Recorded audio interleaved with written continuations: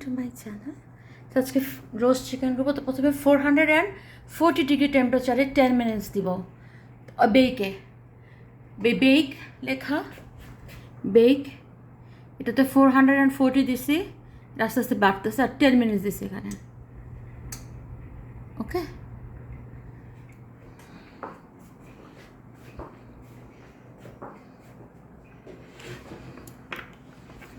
এখন আমি চিকেন করব।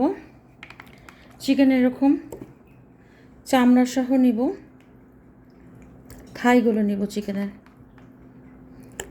আমি এখানে 5 স্লাইসেস নিছি।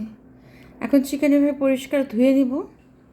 ধুয়ে নেওয়ার পরে এই যে এক্সেস এই চর্বিটা, এই জায়গাটা কেটে ফেলবো।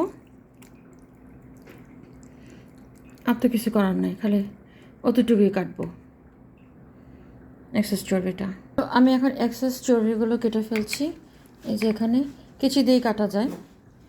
এখন আমি ছোট ছোট পটেটোস নিছি। এই পটেটোসগুলো এখন আমি সুন্দর করে ধুয়ে নিছি, এগুলো এখন আমি কাটবো। তো আমি এখন পটেটোসগুলো কেটে নিয়েছি। ছোট ছোট হলুদ পটেটোস নিলে এত কাটা লাগে না, যেহেতু একটু বড় নিচ্ছি সেহেতু আমি কেটে নিলাম। এখন আমি কিছু বাটার দিচ্ছি। 1 2 3 4 5 6 7, মানে 6 ছোটো ছোটো কিউব করে নেওয়া বাটার। এটা আমি এখন মাইক্রোওয়েভে গলায় নেব। এখন আমি ফুল একটা চিকেন কিউব এই যে একটু পানির মধ্যে, অল্প একটু পানির মধ্যে এরকম গলায় নিব। যেহেতু বাটারটা একটু কম হয়ে গেছে, বাটার সাথে আর অল্প একটু অয়েল মেশাবো। এখন এর মধ্যে আমি চিকেন কিউবগুলো দিয়ে দিব, চিকেন কিউবের লিকুইডটা।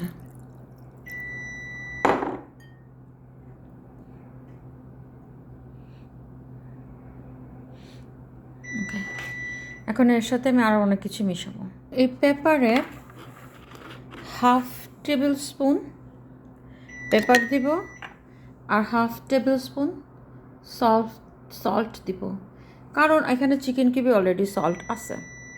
এবং গার্লিক পাউডার দিব ফুল 1 টেবিল স্পুন।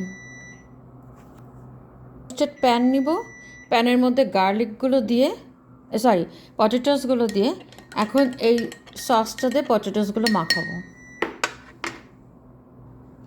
এখন চিকেনগুলো পটেটোসের মধ্যে দিব, দিয়ে এভাবে কিছুক্ষণ রাখবো, 5 মিনিটসের মতো রাখবো।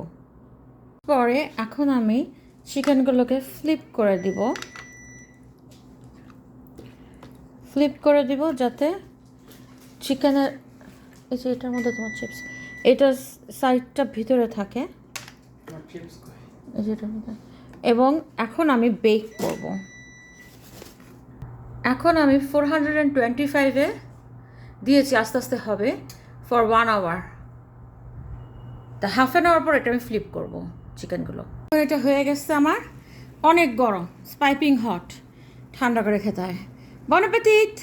এই যে চিকেনটা উল্টাই দিছি, চিকেনটা এখন উল্টায় দেওয়া হয়েছে, উল্টায় দিয়ে স্কিনটা উপরে দিছি, দিয়ে এখন ব্রয়েল করতেছি। ব্রয়েল দিলে যেরকম হাই আসে, 4 মিনিটস দিছি, 3 মিনিটস হয়ে গেছে।